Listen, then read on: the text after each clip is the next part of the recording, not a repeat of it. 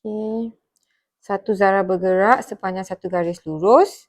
Dia lalu kat titik O lah. Okay, had laju dia bagi had laju kat sini. V sama dengan T kuasa 2 tolak 4T tambah 3. Okay, sekarang ni A, hitung nilai-nilai T dalam saat apabila zarah berhenti seketika. So, kena tahu bila berhenti apa jadi? Bila berhenti tak gerak, betul? Ada efek tak dekat S? Tak ada. Tapi ada efek tak dekat V? V ni laju. Bila dia berhenti, automatik V dia sama dengan kosong. Okay, berhenti seketika ni ada dua. Bukan ada dua. Berhenti seketika ni maksudnya apa? Biasanya dia tukar arah. Kenapa orang dah gerak macam ni, untuk before kita nak patah balik, kita mesti kena berhenti dulu. So, lagi satu term, kalau nak kata dia tukar arah ke tak, V sama dengan kosong. Sebab before tukar arah, kena berhenti dulu. Okay. So, berhenti, dia akan jadi T kuasa 2 tolak 4T tambah 3 sama dengan kosong. So, ni just guna kalkulator lah. Dapat apa? 3. Yang ni 3 darab 1. So, negatif 4 sama dengan ni. T tolak 3. T tolak 1 sama dengan kosong. So, T sama dengan 3 dan T sama dengan 1. So, second, jarak dalam meter yang dilalui oleh zarah bagi 0 sampai 8. Kita nak tahu jarak dia gerak. Bila S ni, bila cakap pasal S ni, sesaran ni, kalau belah kiri dia akan jadi negatif. Kalau belah kanan dia akan jadi positif. Bila kita kira daripada V, contohlah kan, kita tahu V, S sama dengan, S sama dengan pengamiran V dt. Bila buat pengamiran, kalau S dekat belah kiri titik, dia akan jadi negatif. So, kita kena ada modulus lah. Kita kena ada modulus. So, kita akan buat daripada, dia nak 0 sampai 8. Kita tahu dia tukar arah kat mana? Dia tukar arah dekat 1 dengan 3. So, dia akan jadi daripada 0 sampai 1. Tambah dengan 1 sampai 3. Tambah dengan 3 sampai berapa ni? 3 sampai 8. Penuh pula kat sini Kenapa kena macam ni? Sebab sini tukar arah. Sini tukar arah. Kalau awak tak tukar arah, kalau kita tak buat modulus, bila contohlah kan, dia macam ni, pasal ni titik O. Jawah. Bila S kat sini, dia dah negatif, betul? Lepas tu, contoh dia gerak pergi sini, negatif. Bila dia gerak pergi sini, dia positif. So, benda ni, bila negatif tambah positif, dia akan hilang jarak dia. That's why, kita letak modulus supaya yang negatif akan jadi positif. Dan bukannya dia cancel out. Bukannya macam negatif 2 sini, contohlah negatif 2 dengan 3. Negatif 2 tambah 3 sama dengan 1. Padahal dia gerak 2, dia gerak 3, dia should be 5. That's why kita ada modulus lah. Nak tahu dari mana ni, that's why kita kena tahu ada tak tukar arah. Bila macam ni, bila nak kira macam ni, soalan macam ni, awak kena tahu bila kat mana tukar arah. Right?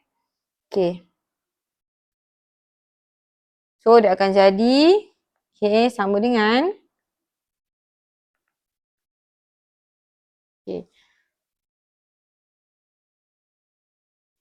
sama dengan apa? So, gantilah V.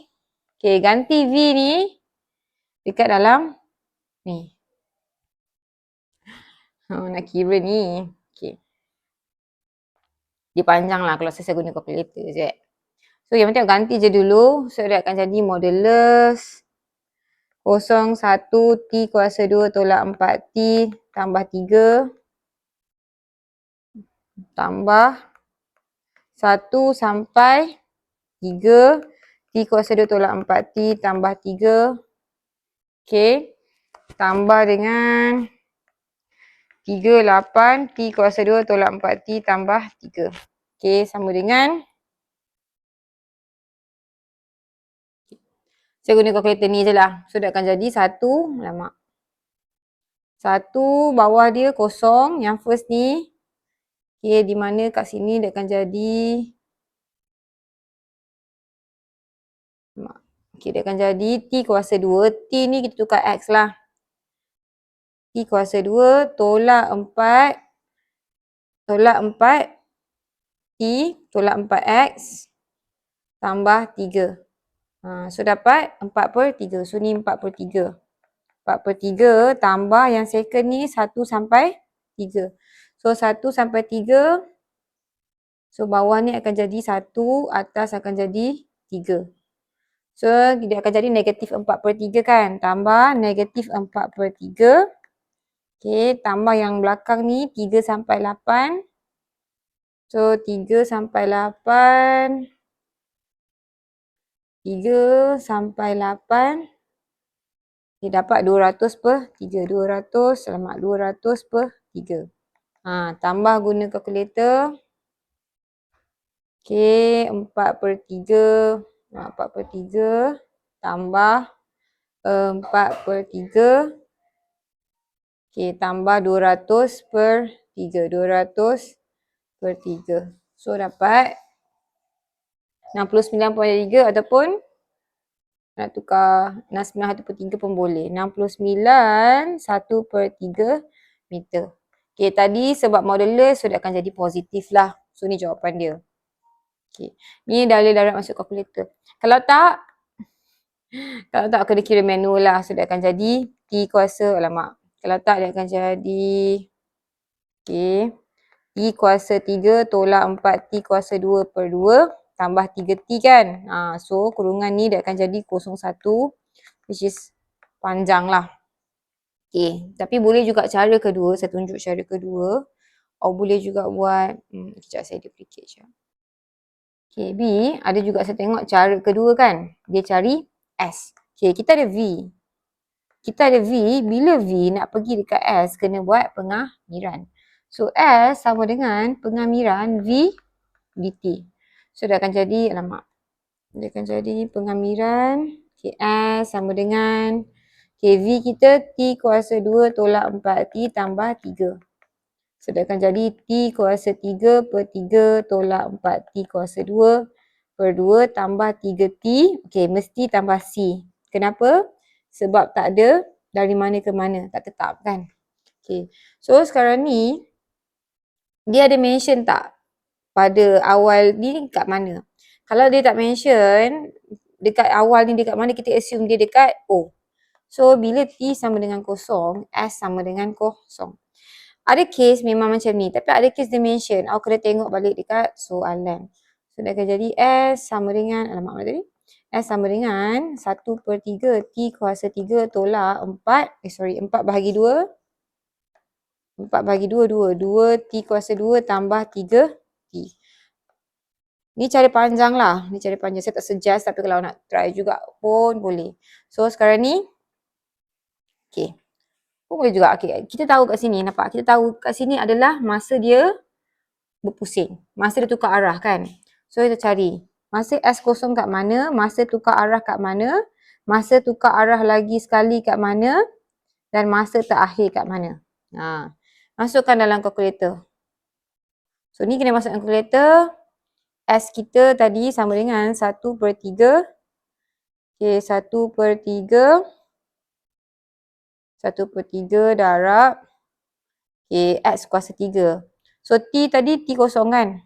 Kalau T kosong, kita tahulah. Kalau T kosong, kita dapat kosong. Betul. Kalau 1 darab 1 kuasa, ni congak je. 1 kuasa 3. 1 kuasa 3. Tolak, tolak 2 darab 1 kuasa 2. Tambah dengan 3. Mana lah? Tambah dengan 3 darab 1, 3 lah sama dengan 4/3. So, ni dapat 4/3. So, ni 4/3. So, 1/3 tolak 2 sama dengan 4/3. Kalau S3, 1/3, 3 kuasa 3 tolak 2, 3 kuasa 2 tambah 3 sama dengan, dan panjang kan. Tapi boleh je lah So, ni akan jadi 3 Pergi sini. 2 darab 3. 3 darab 3. Mak mana? 3 darab 3. Nah, dapat kosong. So, kat sini kosong. Okay, yang S8. S8. Okay, ganti ni akan jadi 8. Lama. So, ni akan jadi 8. Darab 2 darab 3 kuasa 8. 8 kuasa 2. 3 darab 8. So, kita akan dapat 200 per 3. Betul ke ni? Ada yang salah ke? Sama dengan 200 per 3. Okay. Kalau guna class Swiss kan, instead of tulis satu-satu macam ni, awak boleh je buat table. Okay, awak pilih table nombor 9 ni, masukkan fungsi dia, T kuasa 3. Okay, so kita buat X. X kuasa 3. X kuasa 3. X kuasa 3. Oh, 1 per 3 lah. Alamak.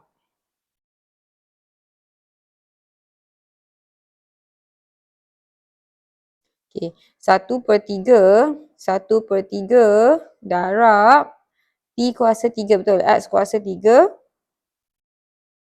Tolak 2. X kuasa 2.